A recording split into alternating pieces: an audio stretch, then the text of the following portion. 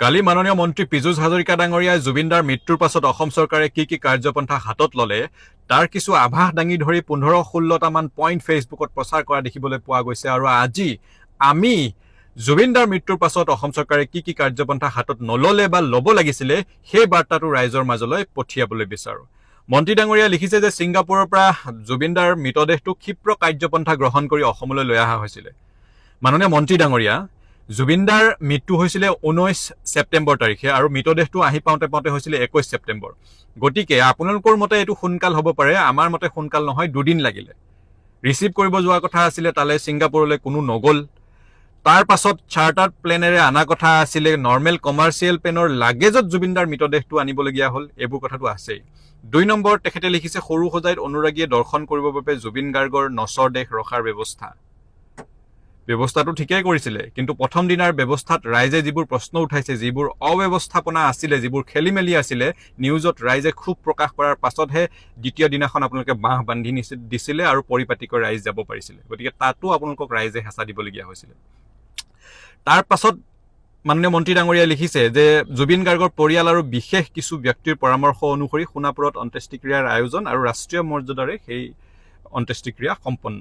মাননীয় মন্ত্ৰী ডাঙৰীয়া, ইতিমধ্যে অসমবাসীয়ে, ভাৰতবাসীয়ে, পৃথিৱীবাসীয়ে জুবিনদাক আন্তঃৰাষ্ট্ৰীয় মৰ্যাদা দি থৈছে।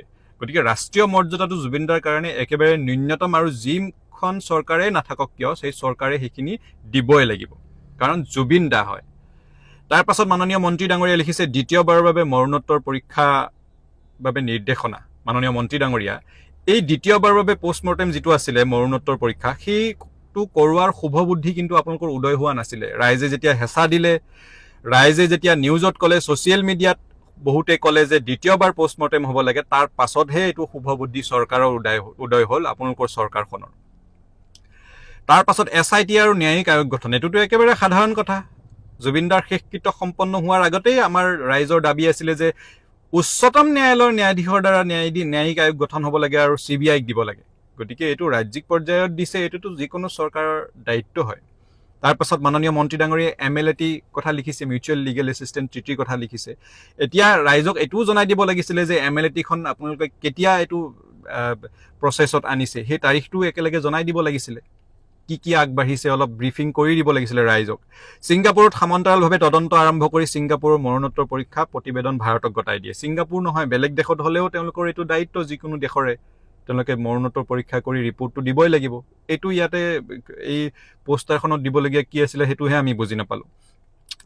অভিযুক্ত, ছিংগাপুৰৰ পৰা অহা অভিযুক্ত 7জন অভিযুক্তক গ্ৰেপ্তাৰ কৰা হয়। এইটোতো একেবাৰে সাধাৰণ কথা। ৰাইজৰ যিহে দাবী, তাৰ কাৰণে অভিযুক্তসকলক গ্ৰেপ্তাৰ কৰিবই লাগিব, কাৰণ তেওঁলোক জুবিনদাৰ মৃত্যুত অভিযুক্ত হয়। অভিযুক্তসকলৰ বিত্তীয় খেলিমেলি সন্দৰ্ভত ইডিলৈ প্ৰেৰণ, অভিযুক্তসকলৰ সম্পত্তি চিল আৰু ফ্ৰিজ কৰা হয়। এতিয়া সম্পত্তিবোৰ কেতিয়া চিল কৰা হৈছে, ফ্ৰিজ কৰা হৈছে, একাউণ্টছবোৰ, সেইটো জনাই দিলেও ভাল আছিলে। নিউজত পোৱা মতেতো শ্যামকানু মহন্তৰ ঘৰটোও চিল কৰা হৈছিলে। পাছত আকৌ নিউজত পালোঁ যে সেই ঘৰটোলৈ মানুহ অহা যোৱা কৰি আছে, ঘৰটোৰ ভিতৰত লাইট জ্বলি আছে। সেইবোৰ কথাও অলপ স্পষ্টীকৰণ এই পোষ্টাৰখনতে দি দিব লাগিছিলে। তাৰ পাছত মাননীয় মন্ত্ৰী ডাঙৰীয়াই লিখিছে ছিংগাপুৰৰ অসম এছ'চিয়েশ্যনৰ অধিকাংশ সদস্যই গুৱাহাটীলৈ আহি তদন্ত প্ৰক্ৰিয়াত সহায় কৰে। ইমান পাতলকৈ এই কথাটো কিয় লিখিছে? কিহৰ অসম এছ'চিয়েশ্যন আৰু তেওঁলোক সদস্য বা কিহৰ সহায় কৰিছে? তেওঁলোক জুবিনদাৰ মৃত্যুত অভিযুক্ত, তেওঁলোকৰ FIRত নাম আছে। তেওঁলোক আহি ইয়াতে সহায় কৰাৰ নিচিনা কথা মাননীয় মন্ত্ৰী ডাঙৰীয়াই লিখাটো খুবেই দুৰ্ভাগ্যজনক। তেওঁলোক অভিযুক্ত হয়, তেওঁলোক অহাৰ লগে লগে ইয়াতে জেলত ভৰাই থ'ব লাগিছিলে, কাৰণ তেওঁলোক প্ৰভাৱশালী মানুহ, তেওঁলোকৰ হাই প্ৰফাইল মানুহৰ লগত কানেকশ্যন আছে। গতিকে সেই মানুহখিনি যাতে তদন্ত প্ৰক্ৰিয়াত প্ৰভাৱ বিস্তাৰ কৰিব নোৱাৰে, তাৰ কাৰণে জুবিনদাৰ মৃত্যুৰ তদন্ত শেষ নোহোৱালৈকে সেই ছিংগাপুৰৰ অভিযুক্তকেইজনক অসমৰ জেলত ভৰাই থ'ব লাগিছিলে। পাছত ন্যায়ালয়ে কি ৰায়দান দিয়ে দিব, দোষী নিৰ্দোষী। কিন্তু মাননীয় মন্ত্ৰী ডাঙৰীয়াই এনেধৰণে কিয় লিখিছে যে আহি সহায় কৰিছে? তেওঁলোকে একো সহায় কৰা নাই, তেওঁলোক অভিযুক্ত। তাৰ পাছত লিখিছে মাননীয় মন্ত্ৰী ডাঙৰীয়াই যে জুবিনৰ বাবে সমাধি ক্ষেত্ৰ নিৰ্মাণ কৰিবলৈ এখন সমিতি গঠন। এইটো সমিতি আপোনালোকে গঠন নকৰিলেও ৰাইজে কৰি দিলেহেঁতেন। জুবিনদাৰ সমাধি ক্ষেত্ৰ বিশ্বৰ ভিতৰত আটাইতকৈ বেছি উচ্চমানৰ সমাধি ক্ষেত্ৰ হ'ব লাগিব। ইয়াত ৰাইজৰ দৃষ্টি নিবদ্ধ থাকিব। গোচৰৰ শুনানিৰ বাবে ফাষ্ট ট্ৰেক আদালত গঠন কৰে। এইটোতো একেবাৰে স্বাভাৱিক কথা। মৃত্যু সাধাৰণ মানুহৰ হোৱা নাই, জুবিনদাৰ হৈছে। গতিকে ফাষ্ট ট্ৰেক আদালতটো লাগিবই, অতি শীঘ্ৰেই আমাক ন্যায় লাগিব। জুবিনৰ পাৰ্থিৱ শৰীৰ গুৱাহাটীত থকা দিনকেইটাত সুন্দৰ ব্যৱস্থাপনা, ইতিমধ্যে আমি ক'লোৱেই নহয় কি সুন্দৰ ব্যৱস্থাপনা, যে ৰাইজে নিউজত আহি ক্ষোভ প্ৰকাশ কৰিবলগীয়া হৈছিলে, তাৰ পাছতহে ব্যৱস্থাপনাটো সুন্দৰ হৈ পৰিল।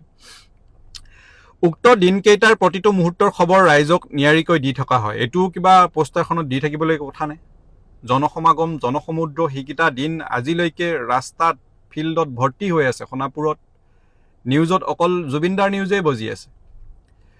পৰিয়ালৰ সন্মতি সাপেক্ষে যোৰহাটত মৃত্যুৰ 13 দিনৰ মাংগলিক অনুষ্ঠান। এতিয়া সেই মাংগলিক অনুষ্ঠানটো আমি শুনামতে ৰাইজৰ উদ্যোগতহে হৈছিলে যোৰহাটবাসী। এতিয়া চৰকাৰ ক'ত সোমাল আমি কিন্তু গম পোৱা নাই, আৰু যদি কিবা সহায় কৰিছেও সেইটো আৰু পোষ্টাৰত দিবলগীয়া কথা নাই মাননীয় মন্ত্ৰী ডাঙৰীয়া। তাৰ পাছত মাননীয় মন্ত্ৰী ডাঙৰীয়াই লিখিছে, তদন্ত প্ৰক্ৰিয়াৰ সহায়ৰ বাবে SIT ছিংগাপুৰ ভ্ৰমণৰ অনুমতি লাভ। এতিয়া কিমান দিনৰ পিছত অনুমতি লাভ কৰিছে মাননীয় মন্ত্ৰী ডাঙৰীয়াই সেইটো ভৰাই দিব লাগিছিলে পোষ্টাৰখনত, তেতিয়া আমি ভাল পালোহেঁতেন। এতিয়া কথাটো হ'ল মাননীয় মন্ত্ৰী ডাঙৰীয়া, যিখিনি আজিলৈকে হৈছে সেই গোটেইখিনি ৰাইজৰ হেঁচাত, ৰাইজৰ প্ৰবল দাবীত হৈছে। ইয়াতে চৰকাৰে ক্ৰেডিট পাবলগীয়া বা আপুনি পোষ্টাৰত এইবোৰ প্ৰচাৰ কৰি ক্ৰেডিট ল'বলগীয়া ধৰণৰ কোনো ধৰণৰ কথা নাই। বৰং আপোনালোকে ৰাইজৰ ক্ষোভৰহে সন্মুখীন হৈছে, বহু কাম ৰাইজে কোৱা মতে আৰু সময়মতে নকৰি। সেইবোৰত আজি বাৰু নাযাওঁ, ইতিমধ্যে সেইবোৰ প্ৰচাৰিত হৈ আছে সামাজিক মাধ্যমত, নিউজত। গতিকে মাননীয় মন্ত্ৰী ডাঙৰীয়ালৈ এটা আহ্বান, অতি শীঘ্ৰেই জুবিন দাক ন্যায় দিয়াৰ ব্যৱস্থা কৰক, আৰু এনেধৰণৰ প্ৰচাৰ কৰি ৰাজনীতি কৰি নাথাকিলেও হ'ব, আৰু প্ৰচাৰ কৰিলে আমি আছোৱেই নহয় তাৰ কাউণ্টাৰ দিবলৈ। ধন্যবাদ। মাননীয় মন্ত্ৰী ডাঙৰীয়াৰ দিনটো শুভ হওক। জয় আই অসম, জয় জুবিন দা।